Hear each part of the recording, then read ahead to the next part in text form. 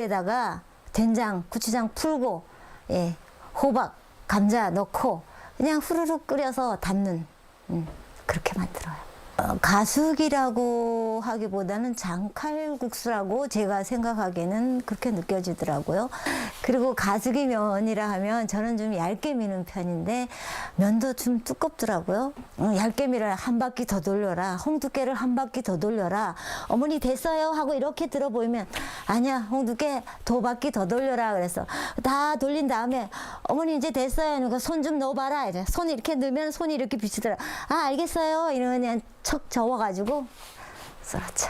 시집 와서는 갈할 때 갈이라는 게 그러니까 지금 말로 표현하면 소 이불이라고 그래야 되지. 소 바닥에 깔아주는 갈할 때면 이 동네 청년들이 다 모여요. 그때 모일 때면 한 15에서 한 20명 정도 와요. 거기다가 이제 동네 어르신들도 오면 뭐 20명 넘는 거는 그러니까 그럴 때 모였을 때 이제 국수 가수기를 반죽을 하죠. 근데 지금은 요만큼 하지만 예전에는 이만한 태를 한 3-4태씩은 했었어야 돼요. 그걸 밀어가지고 큰 가마솥에다가 끓여가지고 그것도 끓여서 그냥 두면 불어요. 큰 다라에다 퍼서 놓고 이제 이렇게 퍼드리는 거였어요. 제에게는 부모님도 생각나게 하는 음식이고 제가 처음에 시집 와서 너무 어렵게 배웠던 음식이기도 하지만 추억의 음식도 되지만 저에게는 기억해야 될 음식, 진짜 전해졌으면 하는 음식. 많은 사람들이 이렇게 뭐 특별하게 맛은 없지만 그래도 투박하면서도 이 맛있지 않는 음식인가 해서 좀 전해졌으면 좋겠다 하는 그런 마음이에요.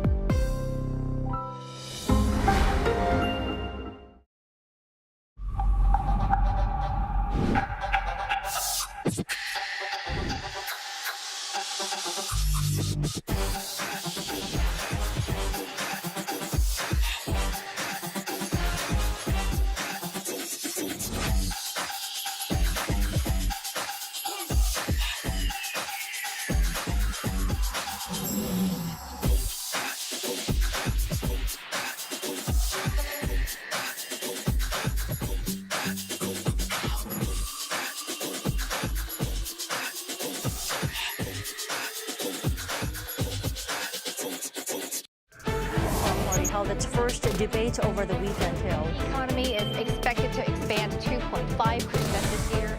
Team Korea's ties with its global partners on the sidelines of the status UN summit.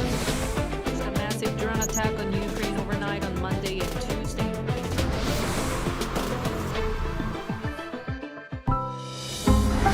Arirang.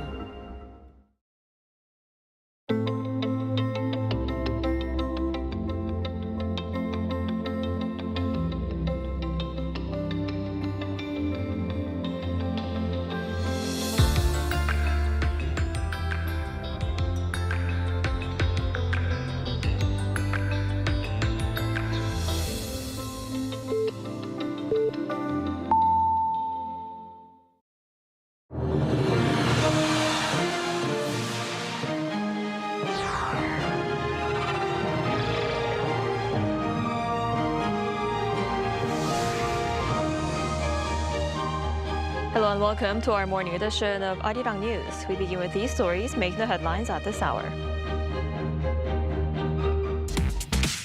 A man has been rescued after being trapped for 8 days beneath the rubble of a shopping center that collapsed after last week's twin earthquakes in Venezuela in a rare moment of hope. Russia has launched a major drone and missile attack on Kyiv, killing 27 people. in what the city's mayor described as the most massive attack on the Ukrainian capital. The attack also drew condemnation from the United Nations, which called it a violation of international humanitarian law. Anthropic is reportedly in talks with Samsung Electronics to manufacture its own custom AI chip.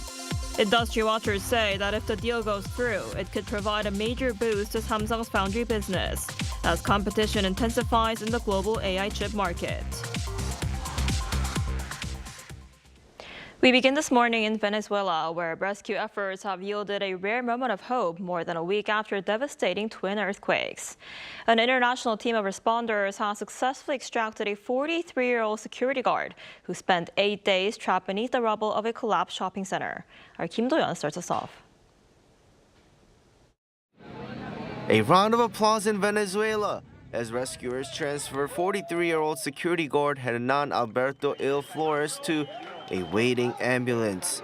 He was pulled alive from the collapsed basement of a shopping center in Katia Lamar early Thursday after 8 days, trapped 9 meters under the rubble following 2 devastating earthquakes.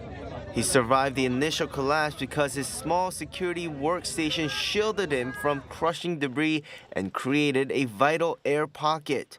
Due to severe structural instability, specialized teams from Chile, Costa Rica, El Salvador, and the U.S. had to dig 2 separate tunnels to reach him. Footage from the operation captured the moment rescuers first established verbal contact through the dense concrete. ¿Dónde estás? ¿Alcanza a llegar la luz de aquí arriba? ¿Estás bien? Sí, estoy bien. Lo que pasa es que las piedras me tienen mal la espalda. Workers maintained contact via telescopic cameras and provided hydration through tubing, keeping him stable during the extraction. 2 days ago, our medical team was able to insert a way through the same opening we had created to insert a camera. And through that opening, we were able to hydrate him. For his family, the initial contact ended a week of agonizing uncertainty. First, there were days of sadness, pain, and desperation because they couldn't find him. I didn't know if he was alive or dead, if he was injured, or if they took him to a hospital. But when I realized he was alive, it was like a ray of light in the darkness. According to the latest figures from the government, the magnitude 7.2 and 7.5 earthquakes killed at least 2,295 people and injured more than 11,000. Widely used unofficial registries list approximately 38,600 people as still missing. Kim Do-yeon, Arirang News. Russia has launched one of its largest air assaults on Kyiv since the start of the war, killing at least 27 people and injuring dozens more in a massive drone and missile barrage. The attack prompted fresh condemnation from the United Nations, which called for an immediate ceasefire and warned that strikes on civilians and civilian infrastructure violate international law. Our Lee Seung-jae reports. Russian forces launched a massive drone and missile assault on Kyiv into the early hours of Thursday morning, killing at least 27 people and injuring 91 others in one of the largest attacks on the city since the war began. Kyiv Mayor Vitaly Klitschko described the barrage as the most massive attack ever carried out against the capital in terms of the number of weapons used. Although previous Russian strikes have resulted in higher death tolls, Ukrainian officials said the latest assault stood out for both its scale and the wide area affected. Several neighborhoods were evacuated as emergency crews rushed to respond to fires and damaged buildings across the city. The attack came just hours after Ukrainian President Vladimir Zelensky warned that Russia appeared to be preparing a new offensive against the capital. Moscow defended the operation, saying Russian forces targeted military production facilities in retaliation for what it described as Ukrainian attacks on Russian civilian infrastructure. Kremlin spokesman Dmitry Peskov said Russia would continue increasing pressure on what he called the Kyiv regime in order to achieve its military objectives. Ukraine rejected those claims, accusing Russia of deliberately targeting civilian areas and arguing there could be no comparison between the actions of an invading force and a country defending itself. The attack also drew condemnation from the United Nations. UN spokesman Stéphane Dujarric said Secretary General Antonio Guterres strongly condemned these strikes and reiterated that attacks against civilians and civilian infrastructure violate international humanitarian law. Turning to Ukraine, the Secretary General strongly condemns the overnight missile and drone attacks by the armed forces of the Russian Federation on the capital city, Kyiv, and other Ukrainian cities. Any attacks against civilians and civilian infrastructure, wherever they occur, are a clear violation of international humanitarian law and must stop immediately. The spokesperson added that the UN chief called for an urgent de-escalation of the conflict and appealed for a full, immediate, and unconditional ceasefire between the two sides. 이승재, Arirang News. U.S. job growth slowed sharply in June, falling far below expectations with just 57,000 jobs added. According to the U.S. Bureau of Labor Statistics on Thursday, the unemployment rate ticked down to 4.2%. Labor force participation also fell, indicating fewer Americans are actively seeking work. The government also revised down job gains for April and May by a combined 74,000. The slowdown coincides with inflation hitting a three-year high, driven largely by energy price shocks from the war with Iran. The conflicting data leaves the Federal Reserve in a tight spot, making it difficult to raise interest rates to fight inflation without risking a broader economic downturn. U.S. artificial intelligence startup Anthropic is reportedly in talks with Samsung Electronics to manufacture custom AI chips. According to U.S. tech media outlet The Information on Thursday, Anthropic has begun early-stage work on developing its own AI chips and is considering Samsung as a potential manufacturing partner.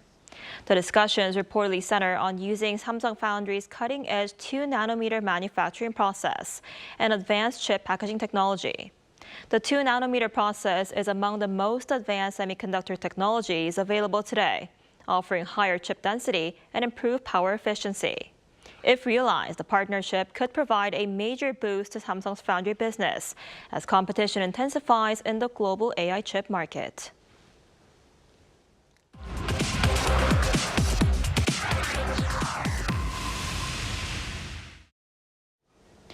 Earlier this week, the Korean government and the country's leading chip makers unveiled massive investment plans to build chip clusters and AI data centers aimed at solidifying its status as a global artificial intelligence powerhouse.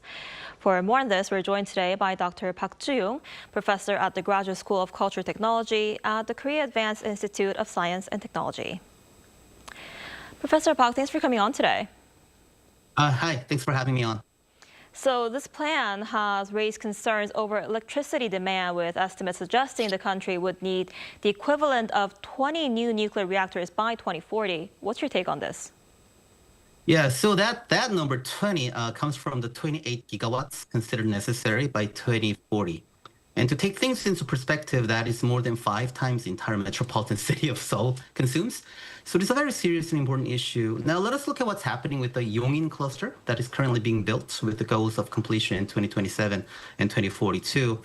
So Yongin will require about 15 gigawatts by its completion, but now only 12 have been secured, meaning there are continued challenges, and this tentative Honam cluster calls for even more.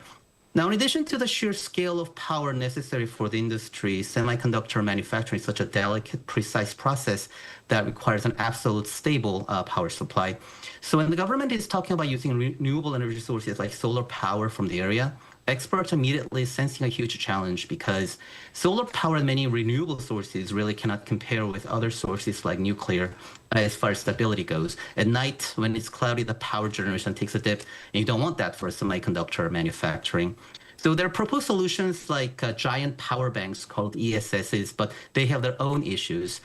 And so people are thinking that maybe renewables, more traditional ways of power generation is necessary. But remember that this government actually has been going on a rather different direction as far as nuclear is concerned. And the question is, will they be willing to change their positions for the Honam cluster? And so expect a lot of debate going forward. Right. And another challenge is the massive amount of water the project will require. And given these demands, is building AI infrastructure in the Southwest region a realistic plan? Yeah, so also water is another resource that is crucial for the fabrication. And even here, there are some criticisms and worries that the government did not initially provide a realistic plan to supply the water that is needed, more than vague promises and rather optimistic prospects. And they're not really helping themselves at this moment because initially the government guaranteed that somehow 1 million additional tons of water could be supplied from the area. But just a couple of days later, they lowered the number to 0.65. So there are really questions if you really look into it. So what does all this mean also with the power, right? So, well, technology is often the solution to problems. So it remains to be seen what kind of ingenuity or large-scale infrastructure plans can be pulled out of people's brains to solve these problems. But at this point, again, there are valid reasons to question whether the goals are realistic, both technologically and economically. And again, would the government be able to or willing to change their directions regarding waterway projects? Because traditionally, they have been against it. So whether they will change their minds quickly enough and in a substantial way, we'll also have to see. Right. And a lot of attention is also on how these companies and the Korean government will attract researchers and skilled workers to the country's southwestern regions instead of the capital area. What will it take to make that happen? Yeah, so many high-skilled workers are necessary for this process, and that has been one of the reasons that the surrounding areas of Seoul, meaning Gyeonggi-do, and also that involves Suwon and Yongin, have been the sites of choice for these facilities. So even my workplace, KAIST, is planning a second campus majorly dedicated to semiconductors in Pyeongtaek, also in Gyeonggi-do, which means that they decided that even Daejeon, the original seat of KAIST, is too far away, even though it is closer to Gyeonggi-do than Honam is. So with that in mind, we also have to acknowledge that Honam has its own prestigious science universities like the Gwangju Institute of Science and Technology and Kentech. So educating the talent may be feasible, but to attract talent, you need to make the area attractive in many other ways too, because when you're highly skilled, it's not just a job or just about the housing, right? You want a certain level of quality of life. And undoubtedly, for those who like urban settings, Seoul and Gyeonggi-do, again, are not really easy to compete with. So it's about the culture and things like good schools necessary to sustain a family life in the long term for the highly educated. And so the question is, can they get those ready in time? And I think this may be the toughest task yet, since it's not a fixed design issue like semiconductor facilities, as expensive as they are. It's about the way of life that may be even more complex and may take longer time to develop. I see. And before I let you go, some analysts also argue that Korea is focused on sustaining the current semiconductor boom while China and Taiwan have been investing in the next generation of technologies for years. What do you think is needed to ensure the plan's long-term success? Yes, I think this is a fantastic question. And I think also from the industry's point of view, this may be the most relevant and critical one. So where is the future of this technology headed? Is it okay for Koreans to look forward to keep riding, as you say, the current demand for these products? So the semiconductor industry famously follows the boom and bust cycle. So when it's doing well, it's really doing well. But when it slows down, it can be years and years of painful waiting until the boom returns. And that is why, even though we are seeing an unprecedented level of global demand in memory chips, those companies were reluctant to quickly build new facilities because once a bust cycle sets in, it can be a huge financial liability, right? So if the government thinks the boom cycle is reason enough to go ahead with the project, history tells us that we have to be more cautious. And AI data centers do not appear to be a long-term answer either because in many parts of the world, they have proven to be an environmental liability with as yet no profitability. So what do we have to do? So, well, we should be really focusing on not just enlarging or hyperscaling AI, but on making truly intelligent ones that people can rely on in real critical situations. Because so far, the AI is still too unreliable for us to give our full trust. So what kind of a different approach may be necessary? This might be fun to listen to. So have you heard that a lot of foreign AI companies are hiring many, many philosophers now? Because they are realizing that for a truly good AI, understanding human behavior and intelligence is better than and more crucial, even more so than faster and bigger hardware. So a new future technology, I also think, will come out of those out-of-box thinking and planning, and we may also need to start now. Right, absolutely. All right, Professor Park, thank you so much for your time and insight this morning. We appreciate it. Thank you. Thanks for having me.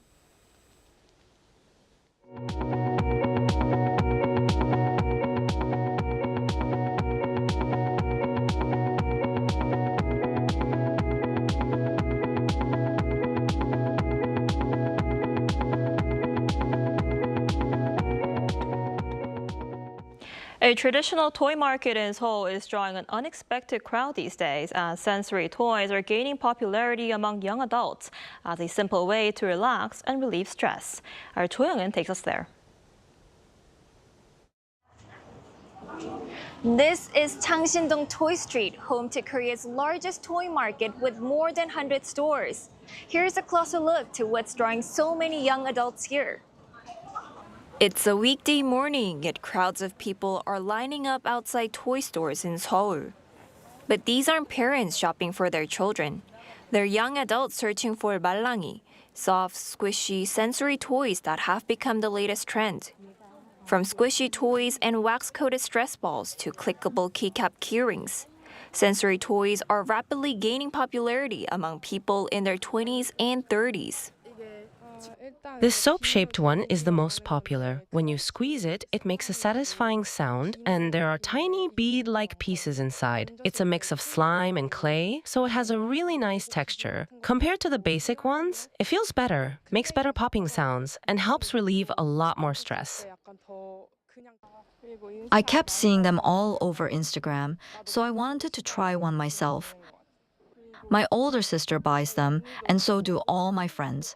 After making one together with them, I thought, I should get one too.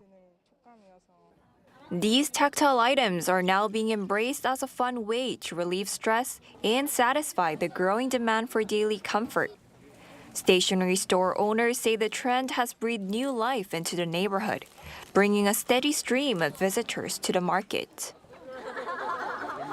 There was a time when the market had almost no customers, as schools now purchase most of the stationery through suppliers. But as the market for these toys grew, more customers came, and the street has become lively again.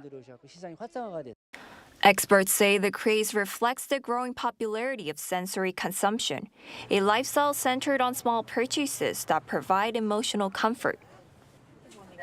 Handling toys like these can help slow down the rapid pace of psychological stimulation people experience in everyday life. That process can relieve stress and provide a sense of emotional stability and healing, which is why so many young people are drawn to them. Easy to carry and affordable, these toys not only deliver immediate satisfaction, but also shared experience among young adults. Cho Young-in, Arirang News. One of Asia's premier genre film festivals is marking a major milestone this year, from honoring the cinematic legacy and exploring the next generation of filmmaking. The Bucheon International Fantastic Film Festival celebrates its 30th anniversary. Our Shin So-won reports.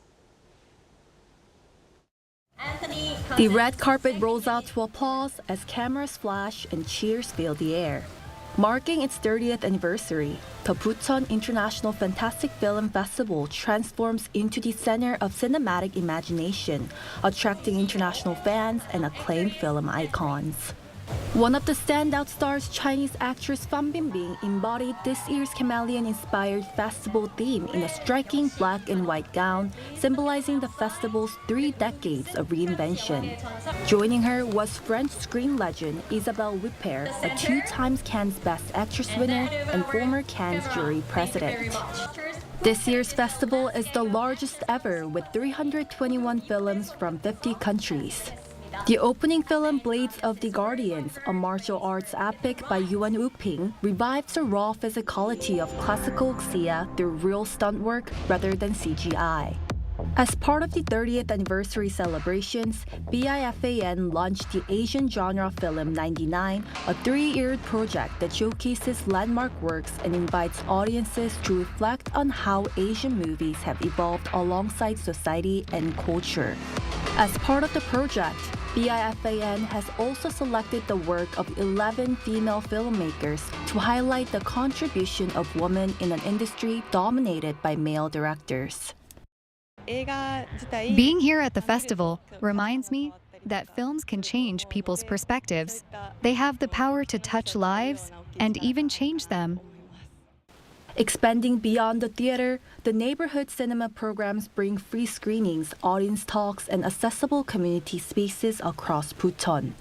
At the center, the fantastic portal is filled with handwritten dreams and messages from guests, emphasizing an interactive journey from the cinema's past to its future.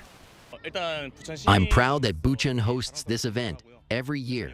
The festival atmosphere makes watching films here a completely different experience from a regular movie theater. Running through July 12th, the festival celebrates storytelling that transcends cultural boundaries, inviting audiences to immerse themselves in global stories. It also offers glimpse into an AI-driven future of cinema. Shin So-eun, Arirang News.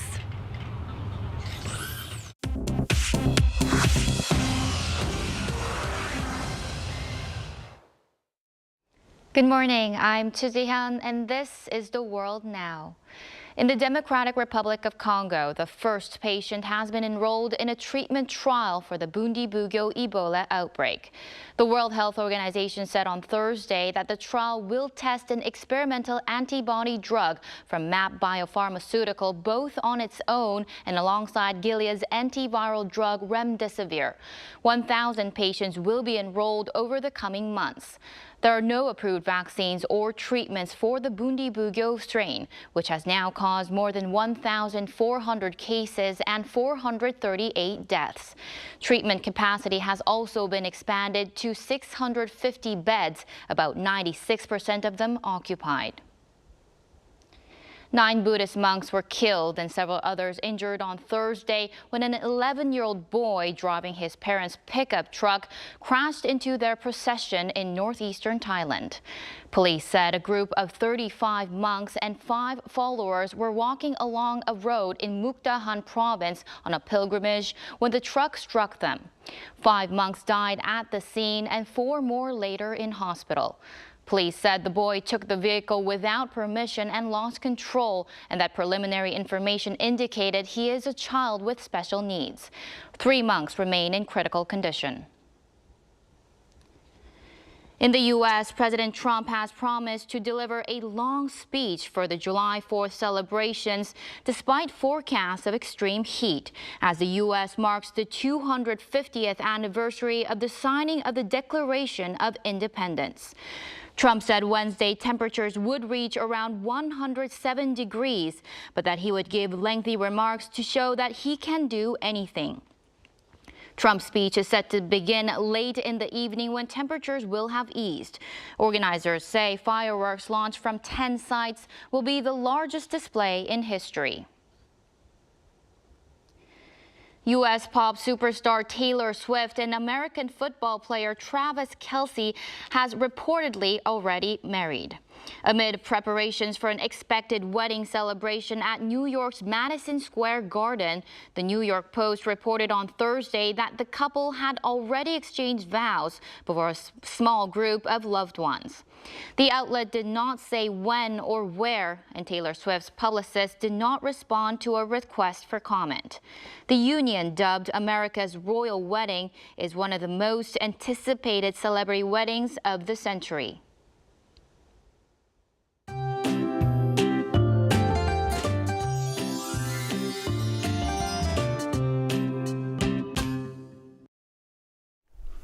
Monsoon rain is making a return. Rain will begin across Jeju-do Island this morning, then spread to the southern coast by late this afternoon.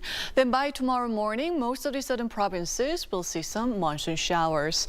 Jeju and most of the southern coast could see 20 to 80 millimeters into Saturday. And as we head into Sunday, Monday, the rain will become much more widespread, eventually nearing the entire country.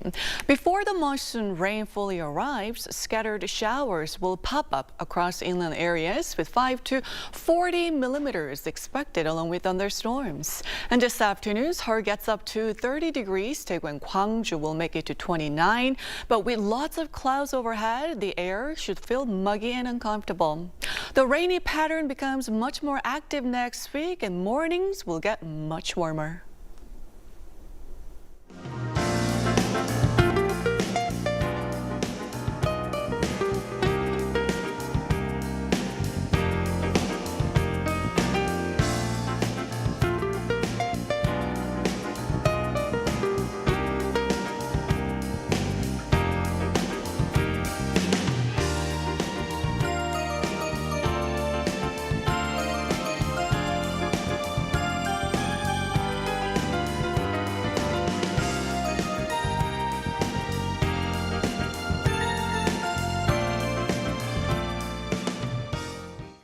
Now that's all we have for this morning. Arirang News will be back at noon Korea time. Thanks for watching.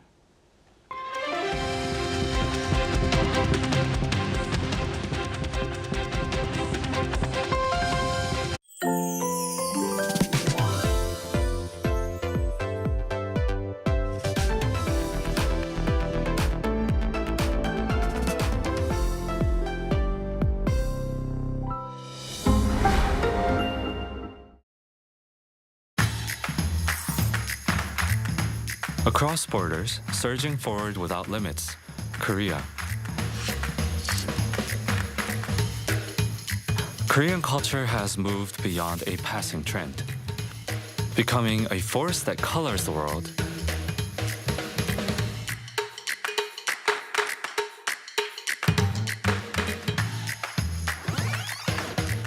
And perhaps its origins trace much further back into our own history.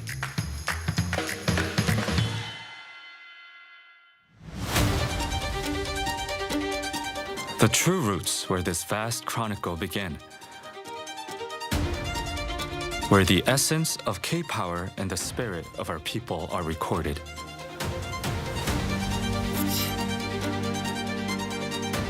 In the 17 seconds you casually pass by, thousands of years are breathing within.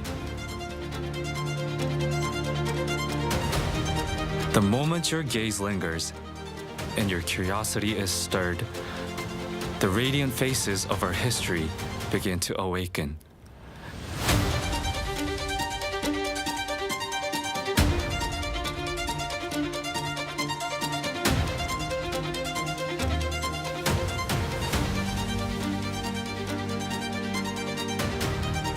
The real stories of these artifacts, stories we never knew.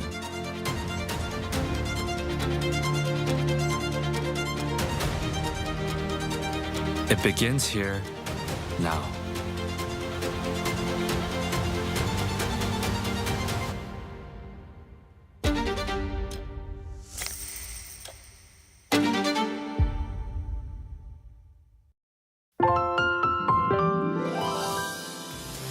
Let's go, Simply K-pop!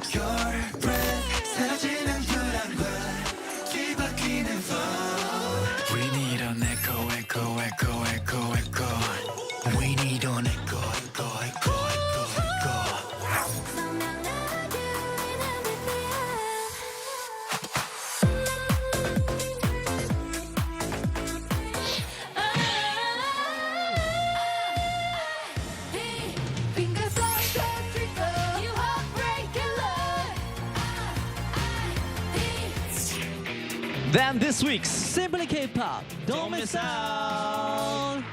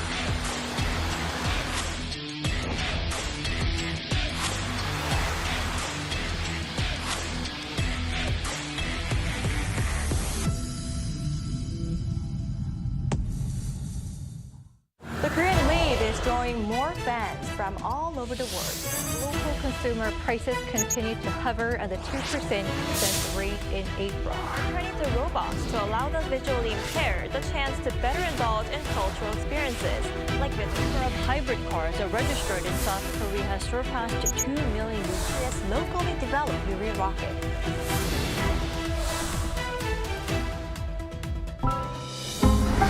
Arirang.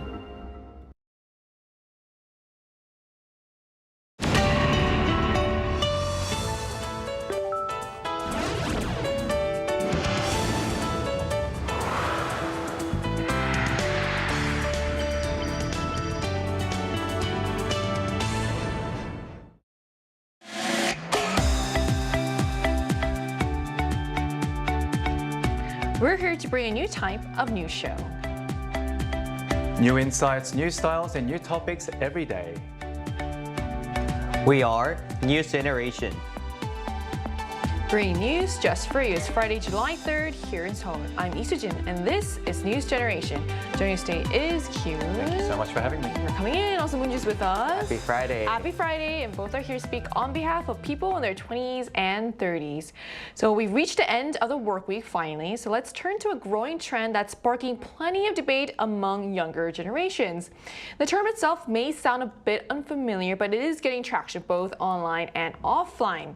So to start us off, first, what exactly is a full-time child, Kyun? That's a very good question. The term full-time child can be directly compared with full-time homemaker or stay-at-home mom/dad. It's the same concept of a homemaker just applied to children. Now, it describes a situation in which an adult child lives with their parents, performs household duties such as housework, caregiving, or even cooking for their parents, while receiving a form of financial support in return. Now, against this backdrop lies structural issues with youth unemployment issues, housing difficulties, and of course, the high cost of living that everyone is actually suffering right now all over the world. So it's not simply about living with your parents. What's interesting about this is that the term refers to adult children who do receive financial support from their parents while contributing to the household in return. And this isn't just a passing online buzzword. So can you tell us where this trend comes from, where this word comes from? Yeah, of course. So this word originated in China in 2023 amidst record high youth unemployment in China. And this term is now emerging as a notable social phenomenon also here in South Korea. This is highlighted by recent book publications and widespread social media coverage. As a result, it became a broader social phenomenon. Like the traditional kangaroo generation, these young adults continue to rely on their parents for housing and financial support. However, what sets them apart from kangaroo's generation is that their active role in household chores and caregiving responsibilities. In return for doing housework, children receive certain amount of money from their parents. As the job market remains challenging these days, we're seeing an increasing number of full-time children. So that is quite an interesting distinction to give full-time children some credit. Although both may rely on their parents financially, full-time children are expected to contribute through household and caregiving, giving the trend a bit of a different dynamic. And so it's time for our weekly debate. So today we're looking at the rise of the full-time child and asking whether it's a practical lifestyle choice or a step in the wrong direction.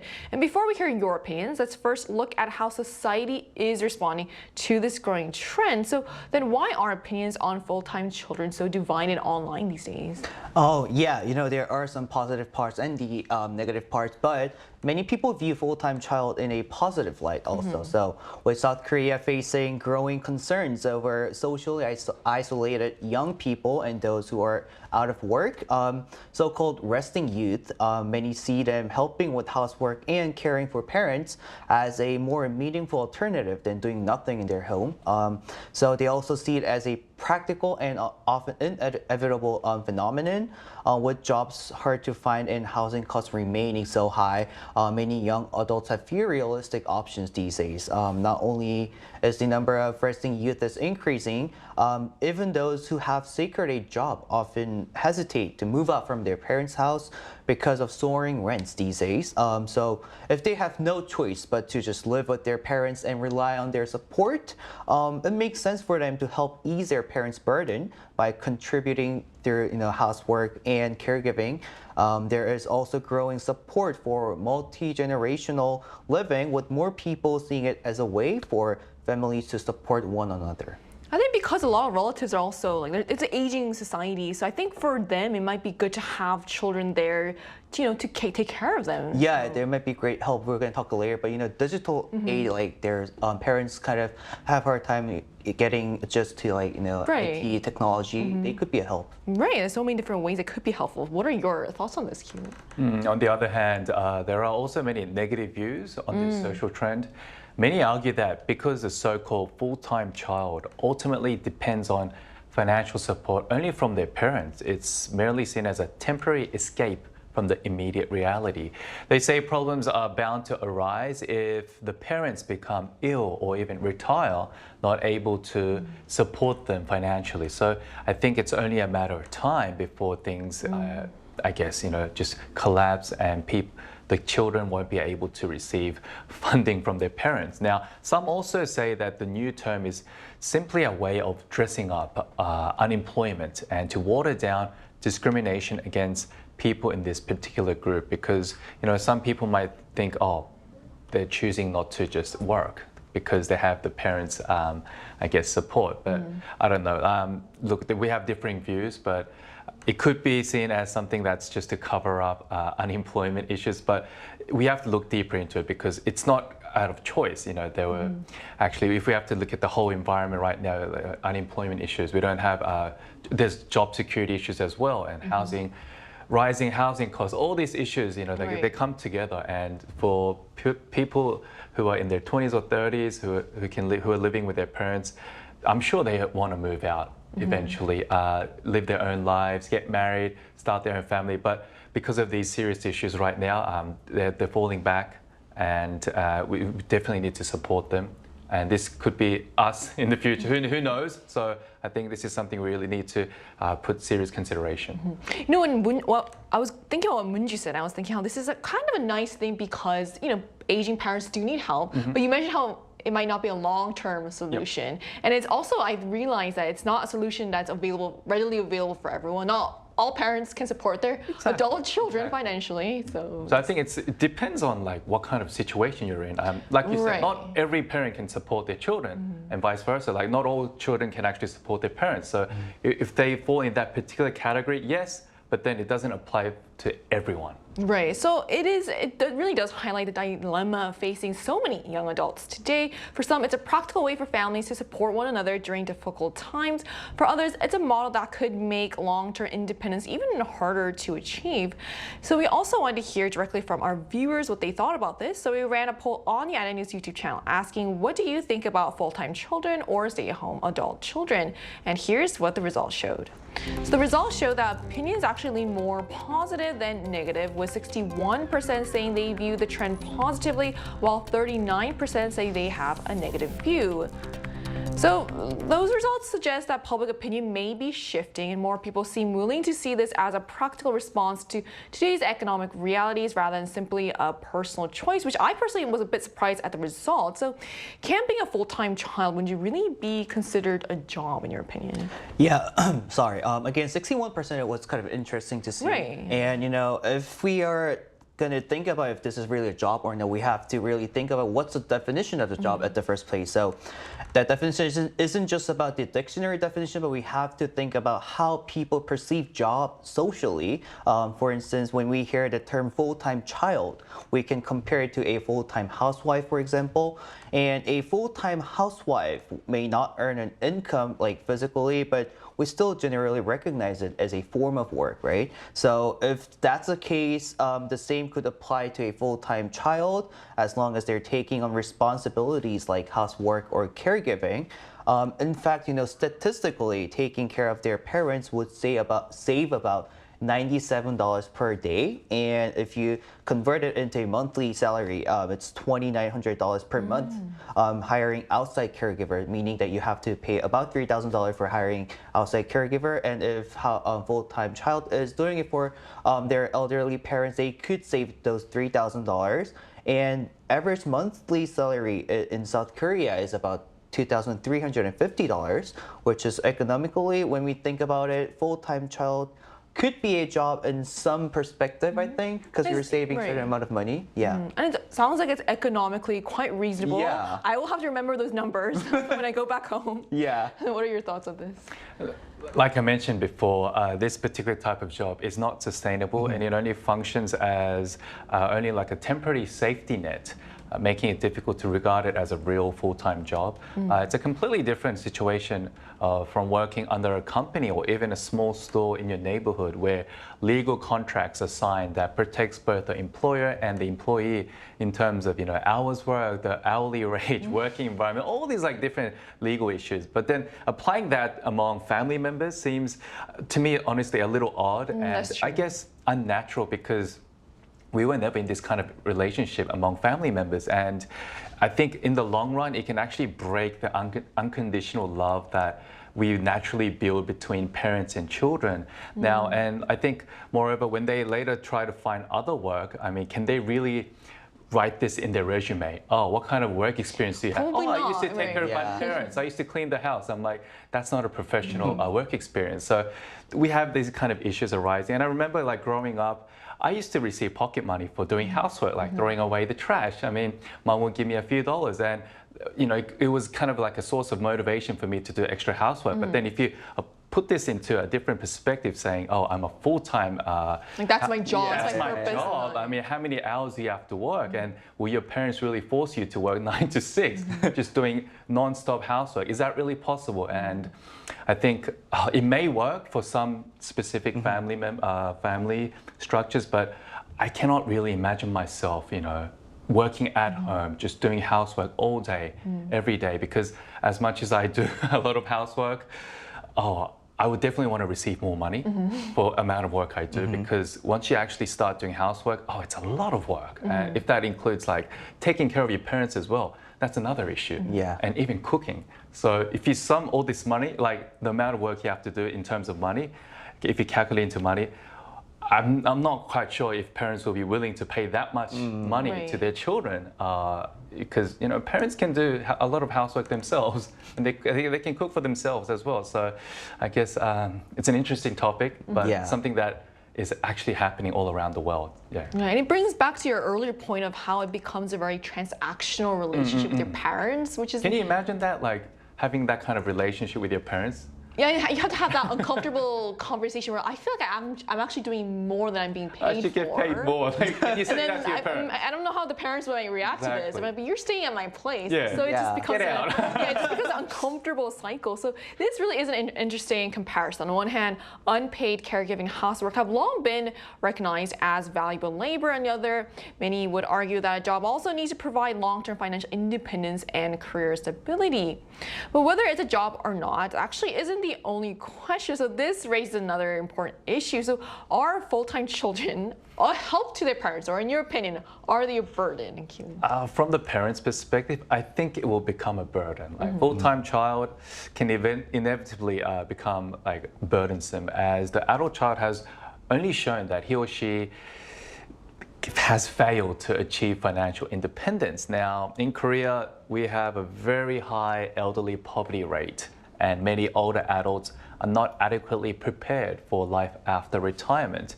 Now, we've talked about this many times on NewsGen.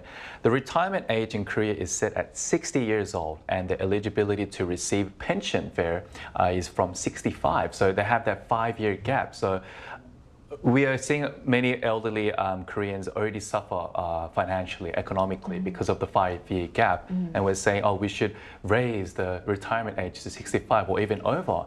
So because we have that problem arising, I mean, for them to actually support their children when they have difficulty supporting themselves, in the long run, I think it's going to become a bigger problem and a vicious cycle.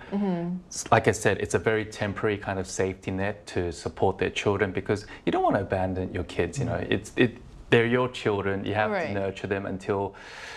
How long is the big question? Like, what is the adequate age to take care of your children? For me, it's like once you hit, I guess, once you become an adult, you're free to leave the house, live your own life, support yourself. But in Korea, this doesn't seem like the case. Like they're staying with their parents as long as they can. So I don't know whether this works or not. It really, like I said, it really depends on the family structure. If the parents are able to afford it, go for it. If not, go seek a new job.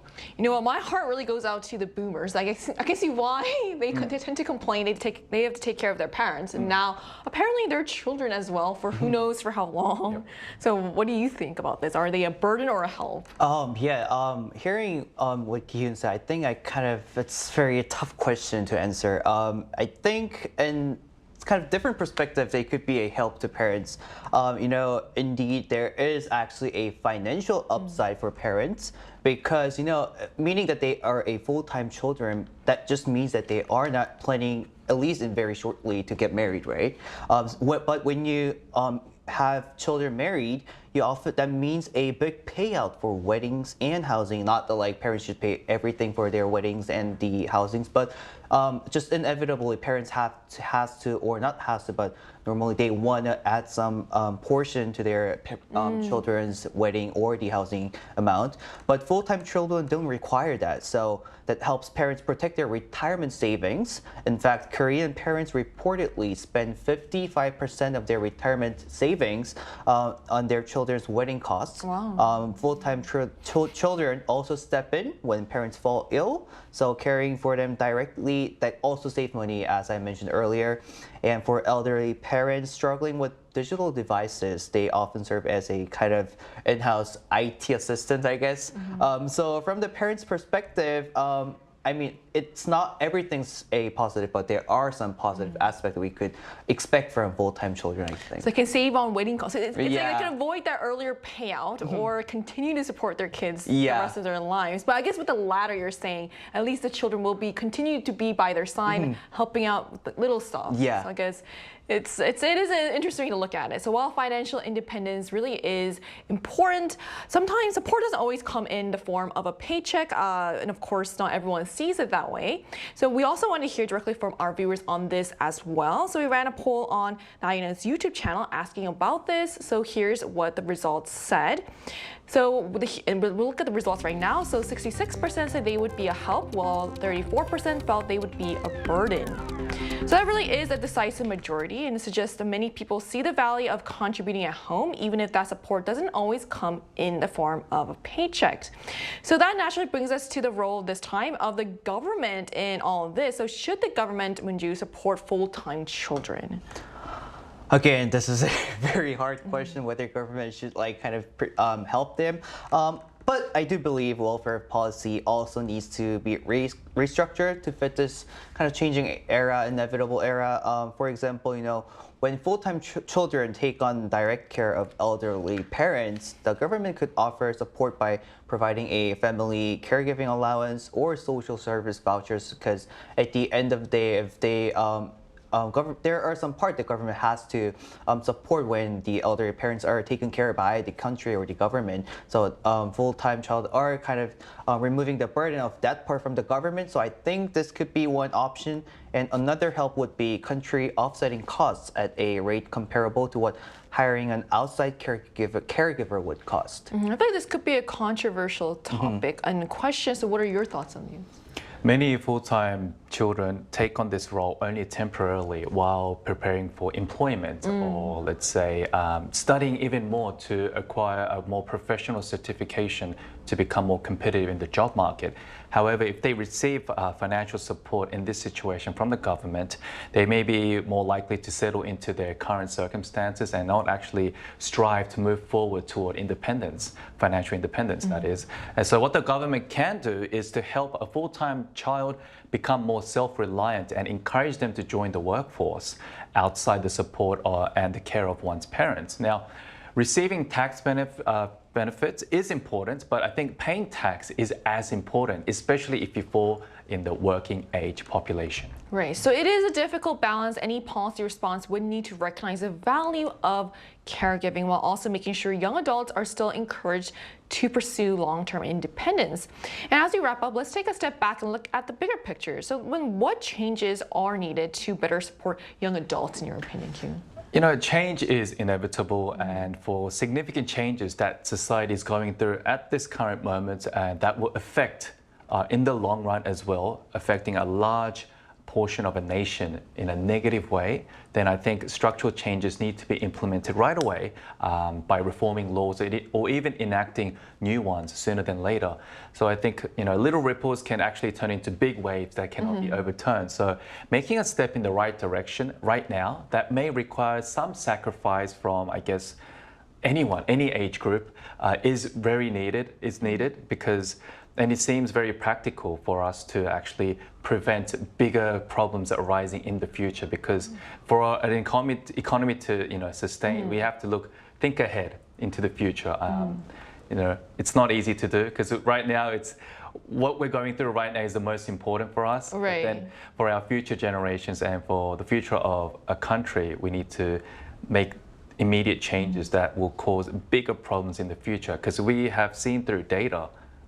You know, it's not gonna, if we're not heading in the right direction, we have to make immediate changes. And I think these are one of the changes that needs to be really looked into seriously so that we have a, I guess, brighter future moving forward. I think making sure caregiving isn't done free of cost is a good step in the right direction. But at the same time, like you said, this long-term, looking at this long-term, it might mean an increase in the resting population. I mean, we talked about resting youth before on the show too, and it is a problem. So it is good to look deep into this. So do you have anything to add to this, Minju? Yeah, pretty much I think I agree with Kyun. You know, we all know as time and era flows, we also have to change accordingly. One way could be the government supporting young generations, creating or career transition pathways. Just a quick fact check. The reason why this kind of full-time child could be possible these days is because, you know, compared to our parents' generation, MZ generation or 20s or 30s, those in 20s or 30s are earning less money, meaning that still parents' generations are available or at least affordable to kind of support their children. But at the end of the day, this kind of trend would pass away, and we're going to see a transition in this kind of trend, which means that at the end of the day, young children has to find a job, and the best way for the government to help them is just letting them know how they could work through those kind of pathways, right? So I think there need to be some changes, and we should change accordingly with the trend. Yeah, I agree. So whether you see full-time children as a practical choice or a worrying trend, the debate ultimately reflects the realities facing many young adults today. As the job market, housing costs, and family structures continue to change, society may also need to rethink what independence looks like. And finding the right balance between support and self-reliance will likely remain an important challenge. And that brings us to the end of today's episode of News Generation. But News Gen will be back on Monday at 10:30 a.m. Korea time with more stories and discussions. A big thanks to Kyu. Always a pleasure. And also Moonju. Thanks for having me today. And to our viewers, thank you so much for watching. And if you're planning to become or stay a full-time child, remember weekends are still business hours. We are News Generation.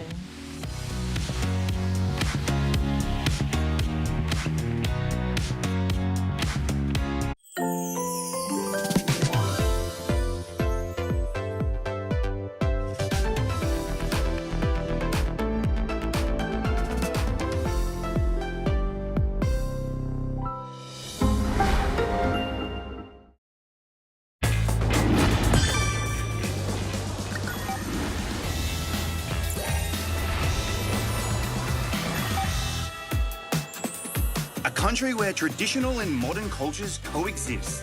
Where you can explore spectacular landscapes and nature. Savor the delights of traveling at every turn. Where